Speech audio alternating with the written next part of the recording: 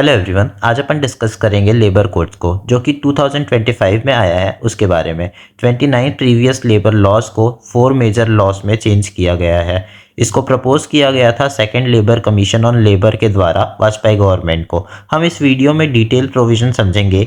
ये labour law लाने की तैयारी 2015 से चल रही थी, जहां पर गवर्नमेंट का मोटो ईज ऑफ डूइंग बिजनेस लाने का था। हाउएवर बहुत से लोग क्रिटिसाइज कर रहे हैं यूट्यूब में, सोशल मीडिया पे, न्यूज़पेपर में, कह रहे हैं लेबर लॉज जो है वो लेबर के लिए है या फिर बिजनेसमैन के लिए है।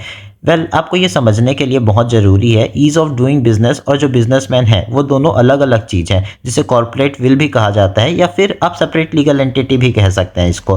गवर्नमेंट का भी सेम थॉट है। 2015 की ये जो पीएम मोदी की स्पीच है 15 सेकेंड्स की, तो उसको सुन लो एक बारी। देश की भलाई के लिए उद्योगों का विकास आवश्यक है।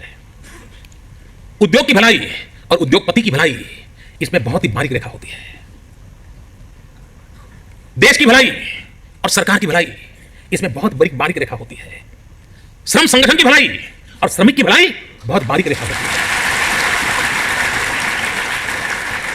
चलो तो अब हम समझते हैं 4 लेबर कोड्स के बारे में। दैट इज फर्स्ट जो है 2019 का कोड ऑन वेजेस, सेकंड 2020 का इंडस्ट्रियल रिलेशन कोड, थर्ड जो है organisational safety health and working condition code, जिसको ओएससी भी कहा जाता है शॉर्ट फॉर्म में, फिर फोर्थ जो है वो कोड ऑन सोशल सिक्योरिटी है। अब ये चारों कोड कैसे हेल्प करेंगे ईज ऑफ डूइंग बिजनेस लाने के लिए, उसके बारे में अपन समझेंगे। एक्चुअली पहले बहुत से लॉज थे तो पेपर वर्क भी बहुत ज़्यादा था। इनफैक्ट गवर्नमेंट भी उसको मेंटेन नहीं कर पा रही थी। एंड इस पेपर वर्क को मेंटेन करने के लिए कुछ इंस्पेक्टर होते थे जिनके पास काफ़ी ज़्यादा पावर होती थी। एग्जांपल, वो कभी भी बिना प्रायर नोटिस के एस्टेब्लिशमेंट में जा सकते थे, नहीं मतलब कॉफ़ी पीने नहीं, डेफिनेटली डॉक्यूमेंट सीज करने के लिए या प्रोसिक्यूट करने के लिए। इसके कारण ब्राइब एंड अनएथिकल वर्क बढ़ते गया। डेफिनेटली ब्यूरोक्रेट भूल गए हैं कि with great power comes the great responsibility. And since वो अपनी रिस्पॉन्सिबिलिटी भूल गए थे तो गवर्नमेंट ने उनसे पावर भी वापस ले लिया या उनका पावर डिड्यूस कर दिया। इस पावर को गवर्नमेंट ने OSC that is organisational safety health and working condition codes के अंदर डिड्यूस किया है। एंड इंस्पेक्टर अब रैंडमली एस्टेब्लिशमेंट को नहीं इंस्पेक्ट कर सकते। बेसिकली अब algorithm based web system follow करना पड़ेगा। बिजनेस के लिए पहले प्रॉब्लम ये भी था, लाइक अगर कोई बिजनेस बड़ा हो भी जाए तो उनका लीगल बर्डन भी काफ़ी बड़ा हो जाता था। सो अगर एक कंपनी के 100 से ज़्यादा एम्प्लॉय हों तो वो गवर्नमेंट के परमिशन के बिना उनको फायर नहीं कर सकते थे। पर अब इस नंबर को इंक्रीज करके 300 कर दिया गया है इंडस्ट्रियल रिलेशंस कोड्स के अंदर। एंड इसे प्रॉब्लम ये भी होता था, कंपनी 100 से ज़्यादा परमानेंट एम्प्लॉय नहीं लेती थी। एक्स्ट्रा नीड जो होता था वो कॉन्ट्रैक्ट लेबर से करवा लेते थे। एंड ऐसे ही फर्म्स को ड्वार्फ फर्म्स कहा जाता है, जिनका पोटेंशियल तो है ग्रो करने का पर कर नहीं रही है। एंड इस प्रॉब्लम को टैकल करने के लिए गवर्नमेंट ने हायर एंड फायर सिस्टम लाया है।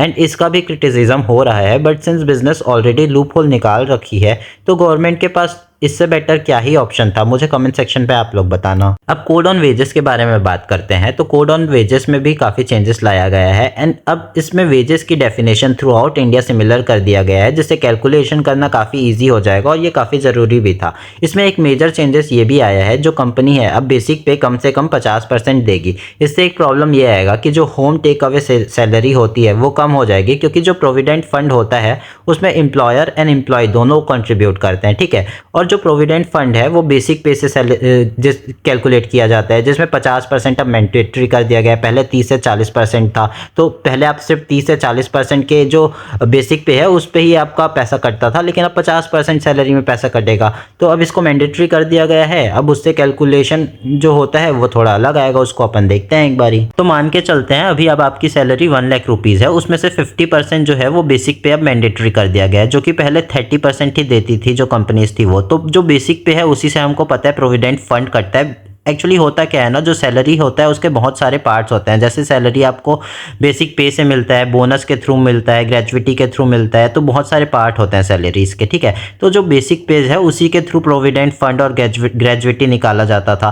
तो बेसिक पे अब सिंस बढ़ा दिया गया है तो आपको बढ़ा के अब उसका परसेंटेज मिलेगा और इससे लॉन्ग टर्म में फ़ायदा होगा। जैसे कि अब एग्जाम्पल से समझते हैं, पहले आपकी सैलरी 1 लाख रुपीज़ थी और उसमें 30,000 आपका जो है वो बेसिक पे से मिलता था। तो उसमें अगर 3% जो है प्रोविडेंट फंड लगाया जाएगा तो 900 रुपये आप जमा करते थे और एम्प्लॉय जो और एम्प्लॉयर जो है दोनों के दोनों 900 रुपये जमा करते थे। लेकिन अब सिंस बेसिक पे को 50% मैंडेटरी कर दिया गया है तो दोनों को ही 3% देना पड़ेगा 50,000 का, दैट इज़ 1500 एम्प्लॉयर और एम्प्लॉय को देना पड़ेगा प्रोविडेंट फंड में। इससे लॉन्ग टर्म में ज़्यादा फायदा होगा एम्प्लॉयज़ के लिए, ठीक है। अब ग्रेजुइटी की भी बात कर लेते हैं। ग्रेजुइटी में ना पहले तो ऐसा था, जब आप कोई कंपनी के लिए as a permanent employ and not as a contract employ long time के लिए काम करोगे तो कंपनी एज अ रिवॉर्ड कुछ सर्टेन अमाउंट देती है। पर अब इनफैक्ट अगर आप 1 ईयर के लिए भी वर्क किए तो आप डिमांड कर सकते हैं, एंड परमानेंट एम्प्लॉय होना भी ज़रूरी नहीं है। और साथ ही ग्रेजुइटी भी बेसिक पे से निकलता है, तो डेफिनेटली ये भी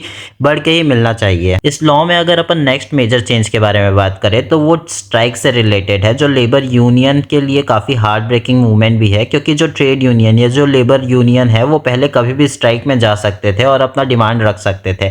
पर अब कोई भी सेक्टर क्यों ना हो, उसके लिए स्ट्राइक में जाने के लिए कम से कम 14 दिन का नोटिस देना जरूरी है। एंड सिर्फ इतना ही नहीं, अब मैंडेटरी कॉन्सिलेशन प्रैक्टिस भी होगा, मतलब कि ऑफिसर अब मीटिंग के साथ ही साथ ट्रेड यूनियन से नेगोशिएशन भी कर सकते हैं।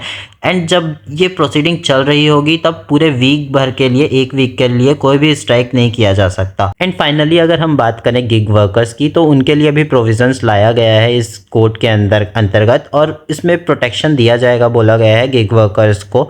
मतलब कि जो कंपनीज है ना, वो बेसिकली अपने टर्नओवर का 1 या 2% कुछ फंड पे जमा करेगी, और गवर्नमेंट जो है वो उनको फंड से पैसे देगी जो गिग वर्कर्स हैं उनको, ना कि कोई कंपनीज इस पे पैसे देगी। क्योंकि गिग वर्कर्स क्या होते हैं, गिग वर्कर्स बेसिकली हर कंपनी में काम कर सकते हैं जहां उनको प्लेटफॉर्म मिले। जैसे ऊबर में भी चला रहा है कोई गाड़ी, ओला में भी चला रहा है गाड़ी, तो अलग अलग कंपनीज थोड़ी उनको प्रोटेक्शन देते रहेगी। इसलिए गवर्नमेंट ने सोचा है कि गवर्नमेंट ही एक फंड बना लेती है और उससे इनको प्रोटेक्ट करेगी।